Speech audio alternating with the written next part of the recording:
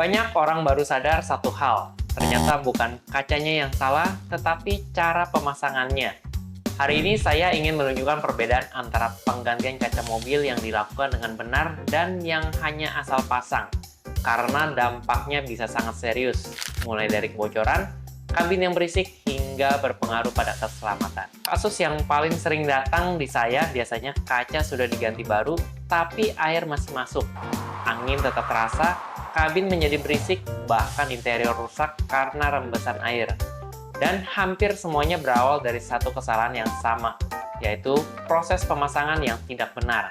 Pada proses pemasangan yang asal-asalan, rangka dan bodi mobil tidak dicek dengan baik, lem lama tidak dibersihkan secara tuntas, sealant yang digunakan hanya mengejar cepat kering tanpa mempertimbangkan fungsi dan standar keselamatan, dan bukan standar OEM. Kasus yang paling sering datang ke saya biasanya kaca sudah diganti baru, tetapi air masih masuk, angin tetap terasa, kabin menjadi berisik, bahkan interior rusak karena rembesan air.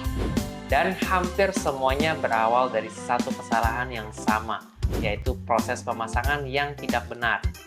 Sealant yang digunakan hanya mengejar cepat kering tanpa mempertimbangkan fungsi dan standar keselamatan, dan bukan standar OEM. Dan posisi kaca tidak presisi.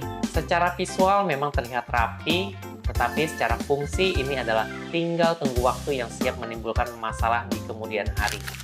Sebaliknya, pada proses penggantian kaca yang benar, semuanya diawali dengan inspeksi menyeluruh pada rangka, karat, dan bekas benturan karena kaca ikut menopang struktur mobil. Sealant lama dibersihkan dengan teknik yang tepat hingga permukaannya bersih dan aman untuk sealant baru.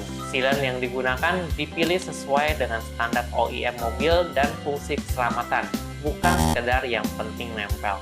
Selama belasan tahun di bidang ini, saya belajar satu hal penting, bahwa kaca mobil bukan hanya sekedar benda transparan, melainkan bagian dari sistem keselamatan kendaraan. Karena itu, saya selalu menyampaikan kepada pelanggan lebih baik pengerjaannya benar sejak awal daripada harus bolak-balik melakukan perbaikan. Jadi, jika kaca mobil kalian bermasalah, jangan hanya bertanya soal harga, tetapi tanyakan juga bagaimana proses pengerjaannya, lem apa yang digunakan.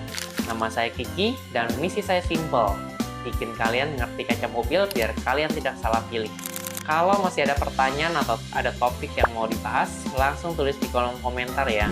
Jadi buat teman-teman yang mau tanya seputar kaca mobil dan mengganti kaca mobil, bisa langsung subscribe channel ini dan follow Instagram kami. Kaca yang terjaga, hati yang lega bersama Alpha Glass.